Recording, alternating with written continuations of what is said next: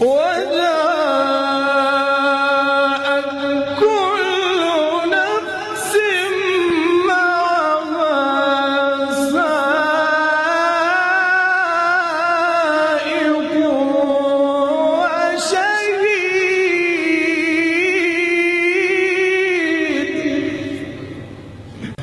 تاسو لم پسړه کې د اخلاص پکار دی چې ردا اداري خپل سوچ سمجھ باندې فکر باندې وګورو پاګې باندې نظر وساتو چې رقم کی ضرورت ته پاګه ضرورت کې خپل اغمال استعمال کو دارنګ خپل جان استعمال کو د ضرورت ځای کې نه تحقیق کو کوم شي ضرورت ته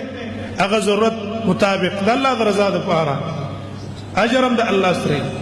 او الله نه غواړو چاته خودلو د کلاوی ضرورت نشته ده چې چاته سره ورخی او دا غي ضرورت مطابق په خپل ضرورت ځای کې انفاق وکړي شي خرچه وکړي شي نو دې سبا ان شاء الله ادارې بم رواني او دعوتونه بم رواني په هر ځای کې ته په موږ تاسو باندې لازم دي دا موږ تاسو باندې ضروری دي نبی صلی الله علیه وسلم هم د اولاد تربیت کړي موږ ته هم تعلیم را کړی چې کله ستاسو اولاد وکړ ته ورسي مروا اولادکم بالصلاه اذا بلغوا 7 واضربوهم عليها اذا بلغوا 10 وفرقوا بينهما في المضاجع نبی صلی الله علیه وسلم فرمایي خپل اولاد ته امر کوي د مانځه چې کله وو کالو ته ورسیږي او کله چې لسو ته ورسیږي بیا په گزار وکړي دای په خپل مینس کې یو کټ او بستر کې جداواله راولي د مانځه تربیت موږ ته نبی صلی الله علیه وسلم خودره چې خپل اولاد ته وخی وي زمارونو موږ ته د خپل نبی د محمد رسول الله صلی الله علیه وسلم د طرف نه دا ارشادات ملاويږي چې د خپل اولاد تربیت ګوره په خوراک کې کوي په سکاک کې کوي زما د اسلام قدرمن او عزتمند ورونو کم قوم چې د الله کلام له غاړه ورکړي د الله د کلام مرکز په خپل ځمکه کلی علاقه کې قائم کړي هغه مکان لا هغه قوم لا الله اعزاز او شرف ورکړي دي زما ټولو د دنیا په سر باندې چې څومره والدین دي څومره عالمان دي څومره امامان دي ځان ته خصوصا د انبیاء وارثان وي اے د انبیاء وارثانو اے عالمانو اے د جماعتونو امامانو راپورته شئ او خلکو ته او خاص طور خپلو بچو ته خپلو مقتدیانو ته خپلو شاګردانو ته دغه وصیت وکئ دغه نصیحت وکئ چې یا بنیه ان الله اصطفى لكم الدين فلا تموتن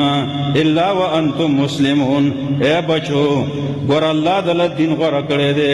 دا نه چې پلان کې مذهب پلان کې تنظیم پلان کې هغه رائے پلان کې خبرې پلان کې انسان نه دانا ان الله اصطفى لكم الدين ربات الاباد لري تعلیم و تربیه زمون کلی اداره زمون کلی اداره زمون کلی اداره زمون کلی اداره زمون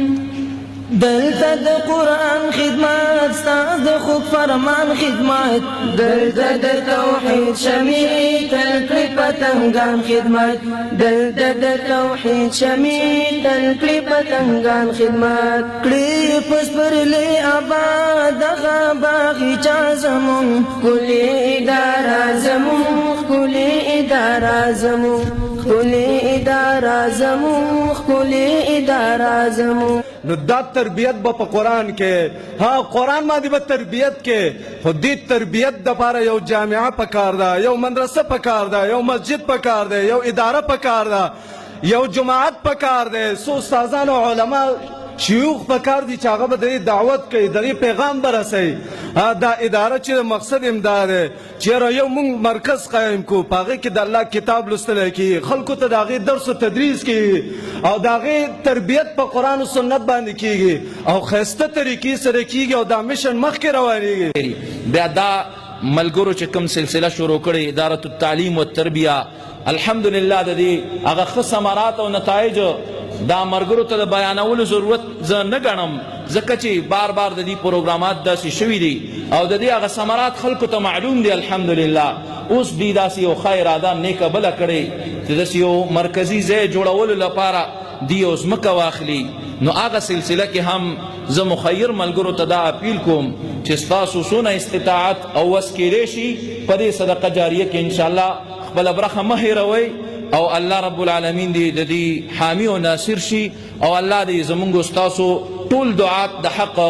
په خپل مدد او فضل سره په حفظ و امان کې ولري او الله دې ورلا ترقیانې د دین او د دنیا دواړه ور نصیب کړي.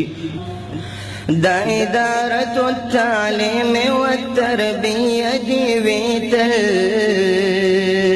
آباد دي وقاري أرشد هم درد غندي آتل. دا إدارة التعليم والتربية دي ويتل آباد دي وقاري أرشد هم درد غندي آتل. چکوی دزلا پا مین خزمتون دا قرآن پا والله را بندگرند دا قرآن می دا رحمان. زما معززو دا اسلام چې راغلی دا په اجتماعیت باندې راغلی دی. زمونږ او ستاسو دې مشایخ علماو چې دا اداره التعلیم و تربیه جوړه کړې ده زما معززو دا چې د خپلو بچو دپاره نه ده جوړه کړې، دا د خپل ځان دپاره نه ده جوړ کړی زما معززو. دا اداره چې جوړه کړې ده دا زما او ستا د بچو دپاره جوړه کړې ده.